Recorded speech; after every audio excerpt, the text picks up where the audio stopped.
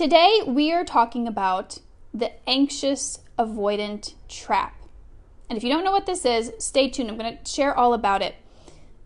What we're talking about here with the anxious-avoidant trap is this dynamic where you are in a relationship or you're dating someone and you have an anxious attachment style and you meet an avoidant person, someone who has a more avoidant attachment style, and that relationship feels so compelling that it's very difficult to break free from that dynamic, even though it usually ends up being a very toxic dynamic. So before we go into the details of what this looks like and how to break free, I'm going to share a little bit about my story. After I share a little bit about my story, I'm going to leave some space for you guys to ask your own questions and to share some of your own experiences of what you have gone through with this dynamic. So as I'm talking here, please feel free to leave your questions or experiences that you would like my perspective on. So here's a little bit about my experience with this dynamic. Years and years ago, a long time ago, I found myself in a relationship that felt inevitable. And I use that word very specifically because there was a dynamic about this relationship that felt like it was destined or meant to be. Almost like there was some sort of fate involved in that relationship.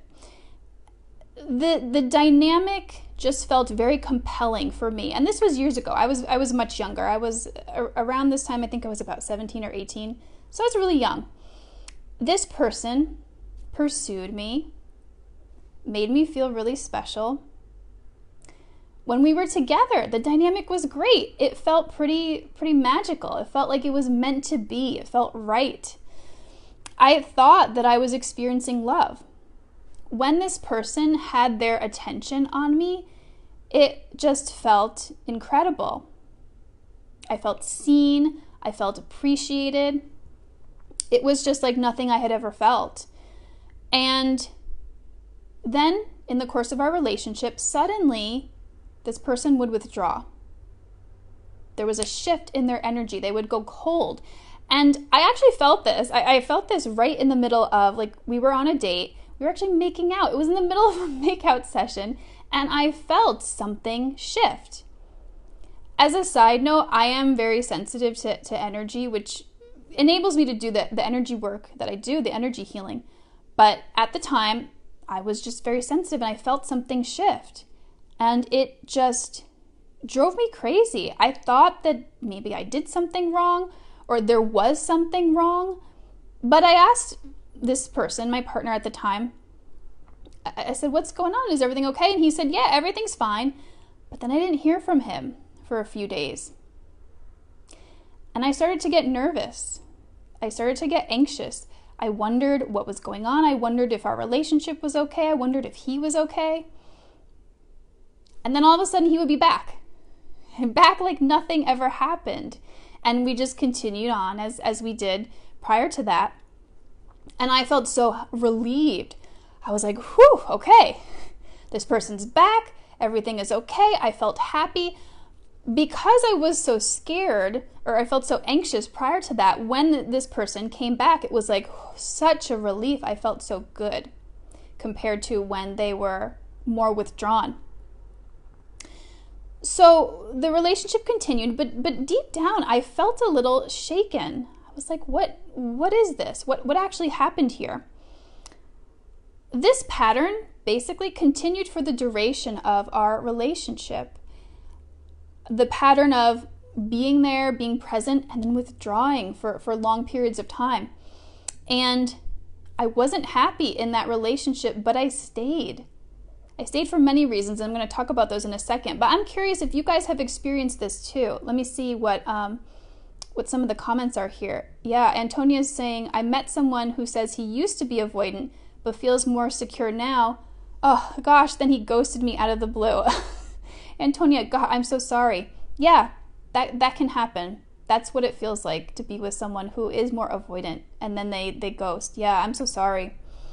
So, yeah, Karen says absolutely too. Okay. So I wasn't happy in this relationship, but I stayed because of one of the reasons why I stayed was because that relationship felt so compelling. It felt like I didn't really even have a choice. I thought that this was love, and I was like, well, I'm going to stay because I love this person. This is love, so I'm going to stay.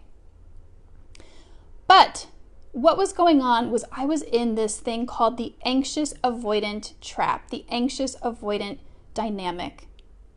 And I stayed because it confirmed my worldview about myself and about relationships.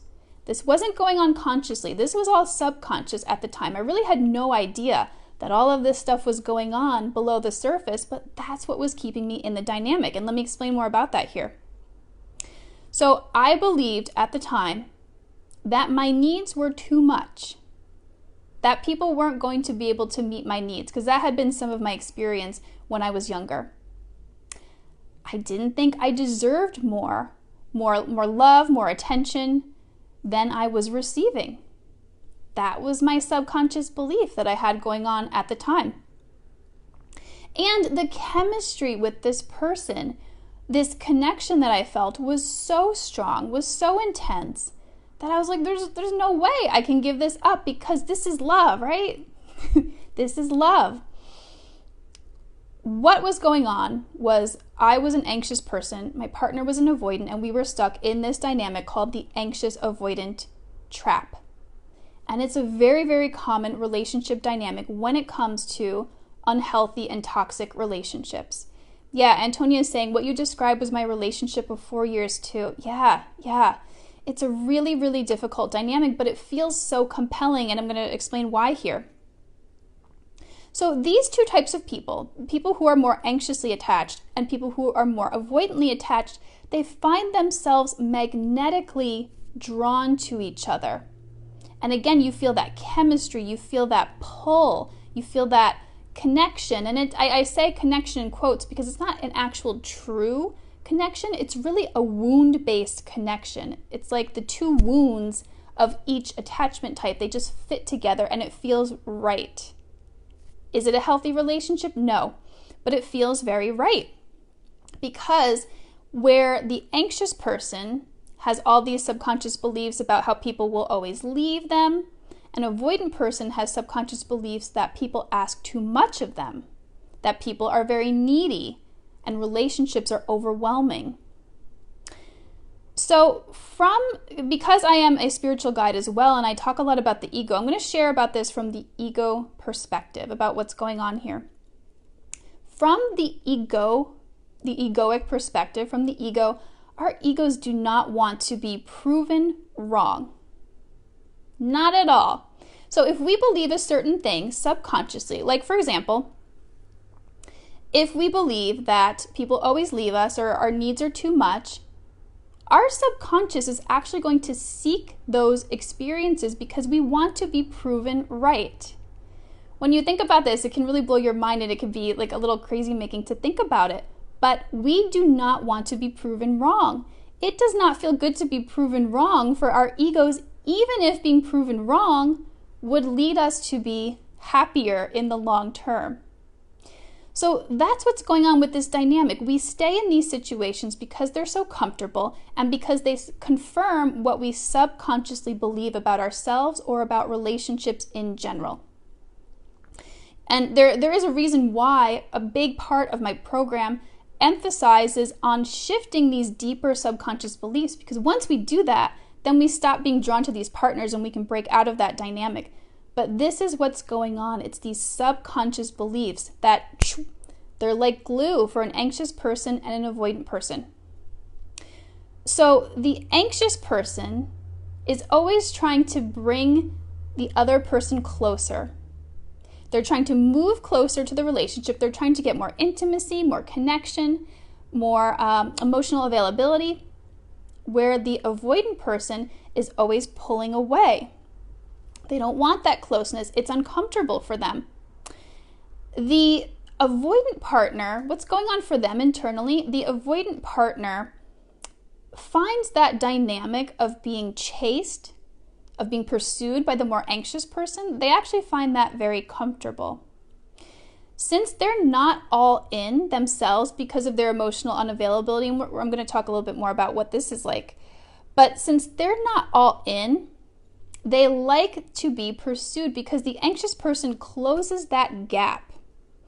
So what I mean by this is they don't have to then be too vulnerable themselves, because in a healthy relationship, you have two people who are emotionally available. You have two people who are being vulnerable, and that creates a nice, healthy connection. But in this relationship with someone who is more avoidant, they tend to be emotionally unavailable, and so the anxious person does all the hard work for them. They're the one doing all the emotional processing. They're the one that's always seeking that connection and that intimacy. So it's comfortable for the avoidant person in that relationship. They don't really have to do much work. They can kind of sit back and let the anxious person do all of that work for them. That's their comfort zone. So this dynamic allows them to stay in their comfort zone and not be vulnerable, not come out of that. So is this making sense to you guys so far? Please let me know in the comments if this is making sense and if this is helpful. And then I'm going to continue on here. I'm going to share more about my own experience too. Because at one point, I myself was avoidant. A long time ago, even before, in this relationship that I was just describing in the beginning, I was more anxiously attached. But prior to that, when I was younger, I actually was more avoidant. And really, I was just terrified of intimacy. I was emotionally unavailable. I had so much of my own stuff going on, so many wounds that I was not nearly ready to face or feel, that I really had no capacity to be in a healthy relationship. I could show up physically, but I wasn't able to open up at that time. And so what would happen is people would pursue me. Initially, it was okay. I liked it. But then when things started to get real, when things started to get really intimate, I would freak out. I would just have this massive amount of fear come up that I didn't even know what to do with at that time. And I thought the only way for me to get this fear to go away is to leave this relationship, is to just distance myself and back out. So that's what I did. Was it the smart thing to do? No. Was it the healthy thing to do? No. But at that time, I had no idea how to handle all of that fear and anxiety that came up for me in relationship. And so I just pieced out. That did help me in the short term. Once I left, once I withdrew, the anxiety would calm down, the fear would calm down. But then what happened was I would start to get lonely. I would start to want that connection again. And then I slowly, I would reach back out to this person and want to engage again. So I was acting as an avoidant person in those circumstances. So that's what's really going on in this dynamic. So I see a question here. Teresa is saying, how does childhood dynamics, having avoidant partners, play into seeking to be right? So that's a good question, Teresa. So when we're talking about childhood dynamics, if you had the experience, let's say, of a mother who was emotionally unavailable, when that happens when you're a kid, you develop all sorts of beliefs about yourself and about relationships, like maybe I'm too much, or no one will love me, or my needs will never be met. So you're not even aware that you're developing these beliefs because you're so young and you just think that, well, this is how it is. So you carry those beliefs into your adult relationships. And then, like I said, the ego wants to be proven right. Since that's what it believes, that's its worldview, that no one will love me, it then unconsciously guides you towards those partners where that's the primary experience. So yeah, a lot of this has to do with childhood stuff. Or, it could be things that came up when you were a teenager or even a young adult. But usually it has to do with childhood issues. And a lot of it, like in other videos and other live trainings, I've talked about that familiarity, why we're drawn towards people who are familiar. This is a primary reason because it confirms our worldview. It confirms the things we believe about ourselves. There's also a emotional familiarity, and that does play into it. but a lot of it does have to do with the things that we believe about ourselves. So Maya is asking here, can this avoidant behavior only be in certain subjects? I experience this and I get anxious to start the topic we need to talk about. For example, money, etc. Maya, as far as I know, no, it's more of a pattern that happens with relationships in general. If you're having just some fear about talking about a certain topic, that just could be because that topic is a difficult topic to talk about. Or maybe you've had some issues in the past where you've talked about that and it's been like you've had a conflict about it or the person didn't respond well. So no, I wouldn't consider that avoidant. Avoidant is more how you deal with relationships in general. If in general, when things start to get really close or intimate, then it brings up a lot of fears, or you feel overwhelmed and like, what else did I'm trying to remember what else I felt as an avoidant person. Like it was just too much and you have to distance yourself. So I hope that answers your question here. So that was my experience of being someone who was more avoidant. And for this anxious avoidant dynamic, ultimately it ends up being an unsatisfying relationship for both people. Because often, just as the anxious person gets ready to give up on the relationship because they're not getting their needs met, they're not feeling loved, they're not feeling appreciated, and they say to the person like, okay, you know what, I'm done, like I've had enough.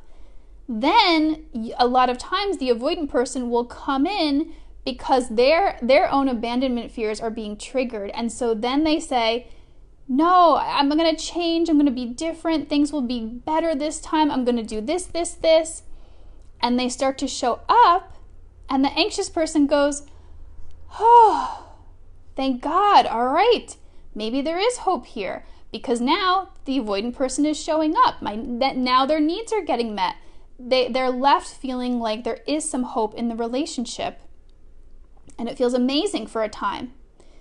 But then inevitably, the avoidant person will get triggered again, and they will withdraw, and this is how this cycle continues for a long time. For many people, for a long, long time. So if you are an anxious person, an anxiously attached person, you can actually find yourself in a lot of these relationships, in a lot of these anxious avoidant relationship dynamics, because they are so compelling if you haven't done a lot of that emotional work. The emotional healing work is what changes this dynamic, but if you haven't done that, then this can be the pattern that you experience for a long time because it is so compelling. And I've talked about this in a lot of other trainings here. This dynamic is very addictive as well because it is an intermittent reinforcement dynamic, the hot and cold dynamic. So there's some biochemical stuff happening too that makes it so hard to leave. So this is such a difficult trap to break out of. Really what's happening here as an anxious person, our deepest hope is that this avoidant person is going to change. They're going to do their own healing work. They're going to suddenly appreciate us. They're going to suddenly realize how awesome we are. They're going to suddenly be able to meet our needs. And unfortunately, this does not happen most of the time. We want this dismissive partner to turn into this warm, loving person that we kind of have this image of in our heads of what they could be, the hope of the relationship, the potential of the relationship. There is a chance that this can happen. It's not impossible, but it's only going to happen if both people are willing to work on themselves, to do their own healing work, and they're really committed. I don't see this happen very often. On occasion it does. If someone, usually it's the anxious person who's more willing to do the relationship work and the avoidant person who isn't, because they are not ready to face a lot of those challenging emotions. And so usually it doesn't happen. Once in a while it does. And then if both people are willing to do the work, you can actually end up having a healthy relationship. But like I said, unfortunately, that isn't what usually happens. What usually happens is this dynamic ends up being extremely toxic. Not just for the anxious person, but for the avoidant person too. So Maya is asking how long to wait for this to happen. Like wait for someone to change, Maya? I think that's what you mean. So, or to do their own healing work. I wouldn't wait, actually. I wouldn't wait at all. I would, if someone says, hey, I'm willing to do this work and I'm ready to get into therapy, to work with a coach, to really do some intense healing, I'd give them a couple weeks to find a therapist or to start a program, whatever it is they're going to do. And if that's not happening, it's not likely it's going to happen. So I would not give a lot of time here. Just, like I said, maybe a couple weeks at the most for them to do the actual work of finding someone. But that process should be happening immediately. Like they should be starting that search right after they talk to you about it. Otherwise, you end up being stuck in this dynamic for a long, long time. Yeah, Antonia is saying, avoidants also often see being hyper-independent as a good thing. Exactly. Antonia, that was how I actually used to feel when I was more avoidant. I was like, look at me. I'm so independent. There's nothing wrong here. This is just me. I'm a independent person and there's nothing wrong with that. Yeah, but there was, because I wasn't able to be vulnerable. I wasn't able to be emotionally available. But I didn't see it at the time. And you're absolutely right. You're absolutely right.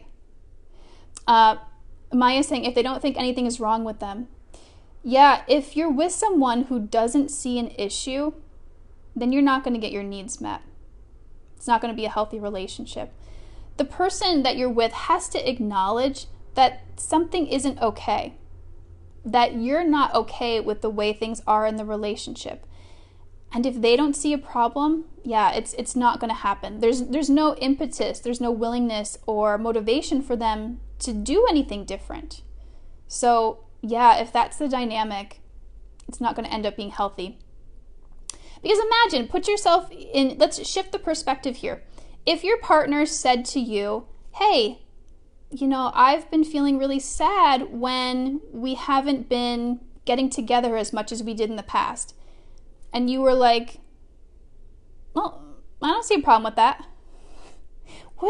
Wouldn't that feel really weird? And wouldn't, like, as a person who I know you are, Maya, who has a lot of empathy, you would never do that, right? But that's in essence what this person is doing. If they're saying, well, there's not a problem here, when you're saying very clearly, I have a problem, this isn't okay with me. So I hope that this is helpful for you guys here. And Antonia is saying, I've been in that exact situation and it's a waste of time. Yeah. There are, like, if you take nothing from this live training today, there are people out there who will be willing to meet your needs, who will be willing to do whatever it takes, whatever healing work they need to do in order to show up as best as they can in a healthy relationship. It is out there, and you guys, you don't need to spend time with these people who aren't willing to do that. Doesn't mean they're bad people. Like, I wouldn't have considered myself a bad person when I was going through that. I just wasn't ready. I wasn't ready for it. And it took me years to be ready for that. It took me years to shift more into that anxious attachment. Not that that was ideal either, but it took me a really long time to be more emotionally available. And honestly, it actually, now that I'm thinking about it, it took me getting very sick. I had a chronic illness that I was dealing with, and that really broke me open and exposed a lot more of my vulnerable side. So sometimes it takes things like that for someone to open up, but for a lot of people, it never happens. So yeah, Antonia, it can be a waste of time in many cases.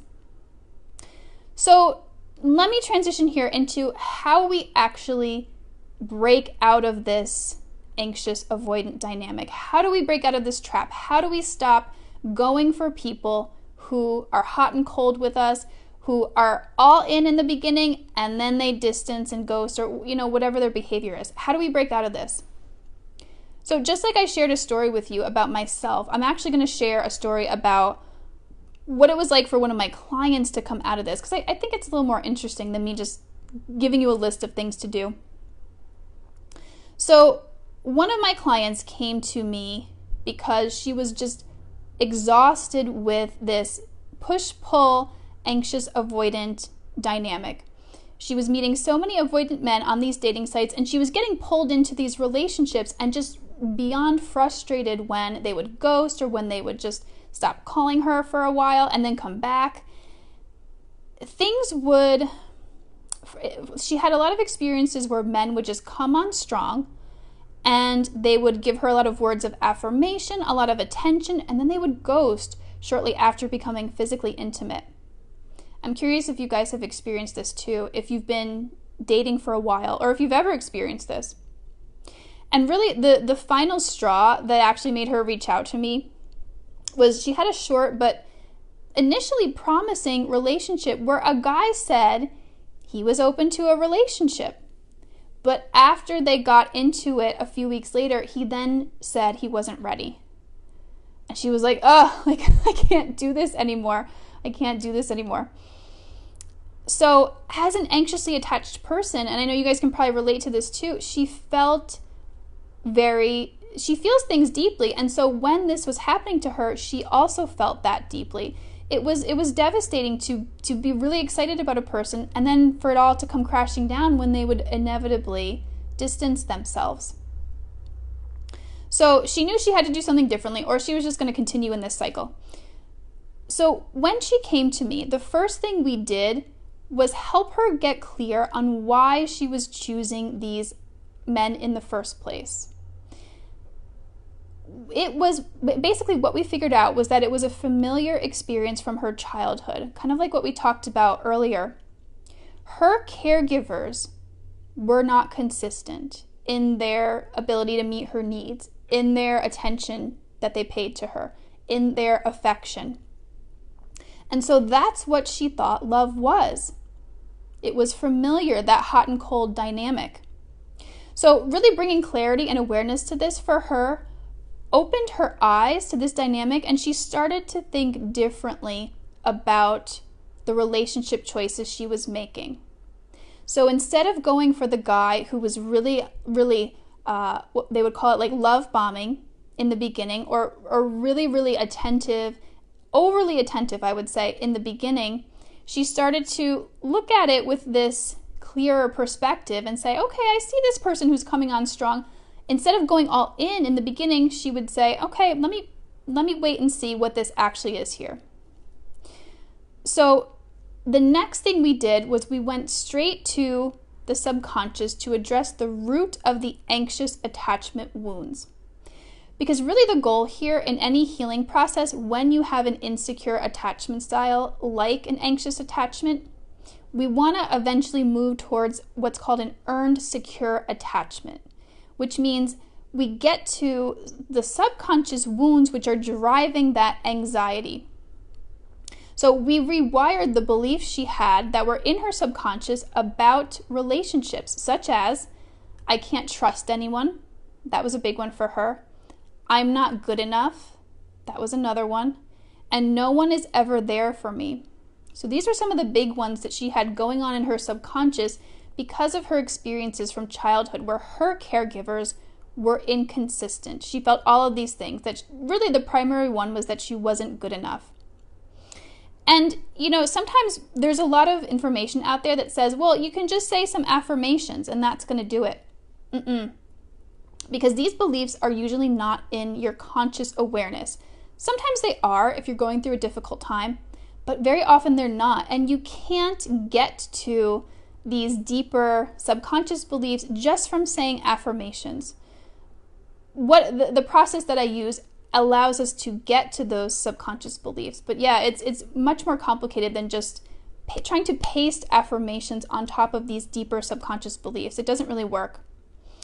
So when we dive into the subconscious and shift the belief where it started, which is often a childhood experience, that's when we start to feel free from the burden of this insecure attachment.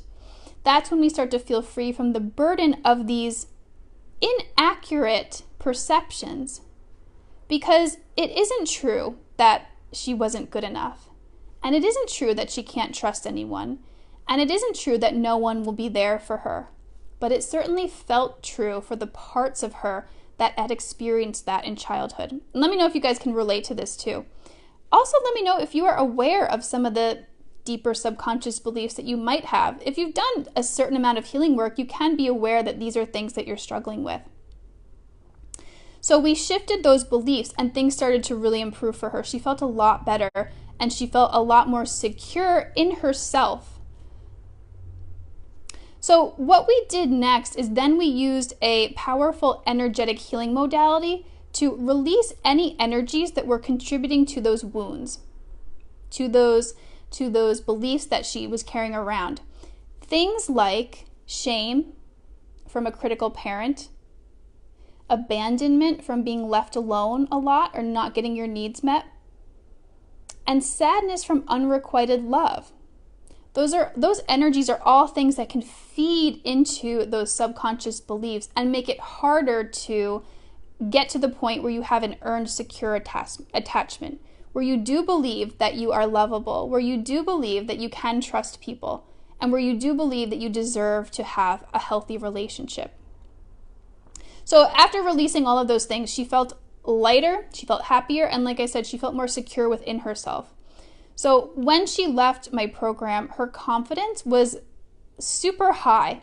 And she went back on the dating apps and she wasn't drawn in by the men who came on strong anymore. Where she used to be like, oh, this is really amazing. Now she was like, okay, I've seen this before. I know where this goes. I know what happens here. And she wasn't as attracted to that type anymore. She saw it for what it was. And she held out for a more stable partner. The slow burn, I like to call it the slow burn, and I've talked about this in other trainings. It's not that intense, fiery passion that you feel right away, that excitement for someone, but it develops more slowly. The attraction develops more slowly over time. So since she now felt truly worthy of receiving consistent love and affection, that's what she got. She's in a healthy relationship now with a great guy who shows up and makes her feel loved and appreciated. She now has that earned, secure attachment from doing this deep subconscious work. So, guiding women through this process as they shift from frustrating relationship experiences to ones that are healthy and fulfilling, this is what I do in my Living Free Finding Love program. It's a 12-week program. If you're interested in hearing more about it, just message me. You can even comment here and say Living Free Finding Love and I'll reach out to you. But this is the work that I do that is life-changing when it comes to breaking out of this anxious-avoidant attachment. It's all the things that I did myself that got me out of that dynamic. And let me tell you, I was really in that dynamic. I was really, really in it for a long time. I just was like addicted to these avoidant types, and it left me really, really damaged and hurt for a long time until I did the healing work myself and was able to shift out of those patterns. But yeah, so we work on the subconscious level, and then I also help the women that I'm working with in my program navigate the dating process so that they're not out there on their own. And if they encounter someone who's giving like mixed signals and seems like they could be a good partner but they're not sure, that's what I can help them with. So, again, if this work calls to you, reach out to me and we can just chat about it. I hope this was helpful for you guys. Now, let me know if you have any questions here. I'm going to go through, again, some of the comments here. Yeah, Karen's saying she's had these same experiences in childhood. Yeah, Karen, and that's what keeps us in that cycle because there are unhealed wounds from our childhood. Once we do the healing, it's much easier to break out of this cycle. But when you haven't, it can be near impossible. And I say this because I tried to do it on my own. I've talked about this in other videos, but I had done a lot of my own healing because I was very much into spiritual awakening and spirituality. And I had done a lot of healing and releasing work. But the work that I did wasn't specific enough to my relationship patterns that I still got into abusive relationships even after doing a lot of internal work on myself because it wasn't, like I said, it wasn't specific to the issues that I had regarding relationships. So yeah, what I'm really saying is, yeah, childhood experiences are huge when it comes to that. Maya's saying, yeah, it definitely relates to my childhood now that you described it. Yep, lots of inconsistency in childhood too. Yeah, that's how we end up in these patterns. Absolutely. Okay. So I don't see any questions here, but I'm going to leave the live going for a few minutes. But that's the anxious-avoidant dynamic in a nutshell. And if you are interested in learning more about it, there's tons of articles and YouTube videos out there that can tell you more about it. Though I do caution you to not spend too much time consuming a lot of information about these dynamics and not doing the healing work that's going to actually help you shift out of them. And I say this again because I did do this for a while. I got really kind of almost obsessive with just finding out everything I could about these dynamics and trying to figure it out mentally. And it was helpful up to a point. At a certain point, it stopped being helpful, and I just felt overwhelmed and like it actually wasn't helping me to truly heal. Once I started to do the subconscious work, then I was able to truly heal. So yeah, I do caution reading too much about these dynamics because it's not necessary. You just need to know the basics, and then once you do the internal deep healing work, then things will really shift. Okay, so hi Renee. Antonia is saying, would you say if someone is unable to communicate, they're avoidant or just not interested even though they're saying they're interested? That's a good question. And I'd have to get a little bit more detail here. When you mean unable to communicate, like they're not able to carry a good conversation, or they say to you, yeah, really, I just don't like to communicate. So yeah, Antonia, if you could give me some more information here, that'd be helpful. It might mean that they are avoidant, that they're really just not comfortable with expressing what they think and how they feel because of a lot of the wounds that they have going on. That was definitely me when I was in my avoidant phase. But it also could be other things. It could be that they just don't know how to communicate. They could be more secure people or more anxious people, but they don't have the communication skills. Sometimes, as a former speech therapist here who worked with people who were on the autism spectrum, sometimes they literally did not have the communication skills. They just didn't know how to communicate, and it didn't necessarily mean that they were avoidant. So it's hard to say. I'd love to hear more about it. Okay. So yeah, Antonia's saying they disappear and then say they're sorry but been busy. Okay, so when it comes to that kind of thing, yeah, I would say that seems like a more avoidant dynamic. Or they're really just not interested, or they're really very busy. Either way, this is not going to be someone who can show up for you right now. So it doesn't matter what the cause of it is. If they're not able to show up for you, if they're doing that hot and cold thing, keep it moving. They're not going to be the right person for you. Oh yeah, so Antonia is saying, I've expressed that I understand being busy, but I would just like to know if he can't be online for a few days. Yeah, so Antonia, is this a person that you're currently dating or in a relationship with, or you're just in the getting to know you phase, the very early dating phase? Because there is a fine line here, and this is the stuff that I work with the women on in my program, because it can get very confusing at times to figure out what exactly is going on and what's appropriate for when. If this is going on when you're in a relationship with someone and they don't offer any explanation and they just say, oh, I've been busy, for most of us, that wouldn't be enough. I certainly wouldn't be okay with that. Okay, so early dating phase, yes. So if this is a situation where you've only gone on like 2 dates and you haven't decided that you're going to be official yet, or you haven't talked about being boyfriend-girlfriend yet, I would give a little more leniency here because you're not in that committed phase yet. And this person could be dating other people, you could be dating other people. If it happens consistently in these early phases of dating, then I would say yes, this is probably an avoidant person and someone who's not going to be able to meet your needs in a relationship. But in the very early stages, that's where we can give a little more leniency, because probably people are still talking to other people, they're going on dates with other people. Really, until you get into that committed relationship, it's a little bit tricky. So that's, if you're, Antonia, if you're struggling with navigating this, that's where I can help you in my program. That's one of the things I do. So let me know. Oh, okay, we're not living in the same city. He was very eager to meet in person and kept suggesting dates, etc. So yeah, if you haven't met yet, so this is an example of someone who could be avoidant, or someone who does something that we call future faking. So if they are suggesting dates, but then don't actually make those dates happen, then that's an indication that this is not going to be a good relationship partner at all. A lot of narcissistic people do that. They string you along with promises that never end up actually being fulfilled.